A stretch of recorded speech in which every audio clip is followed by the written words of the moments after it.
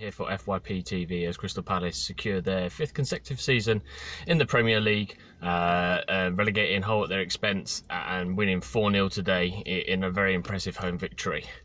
A lot of the build up to the game was dominated by pre-match nerves. Obviously a very important game, Survival Sunday as it's billed on Sky, and Palace came out the blocks scoring within 2 minutes as Wilfried Zaha capitalised on a mistake in the Hull defence, and that eased a lot of the nerves, and Palace invited pressure but never really looked like they were going to be threatened.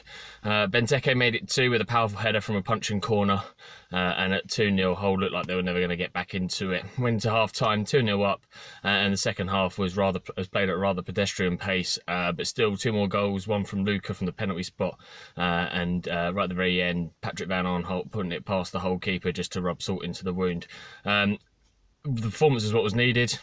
They knew that relegation worries were all in their hands. They came out putting a confidence and professional performance, and Palace can now look forward to another season in the Premier League and the summer, where hopefully we can start making the additions to push on and hopefully not have to deal with this again next season.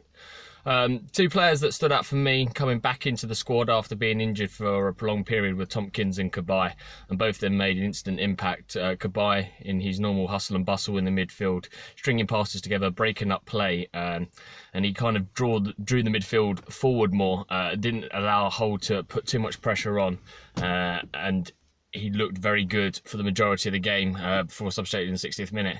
The other one, Tompkins, playing at centre-half, it looked like on one leg at times sort of thing, but I don't think he lost out on a challenge. He was marshalling that back four, and after the recent drubbing at City and losing 2-0 at Burnley, he was exactly what was needed in that defensive lineup.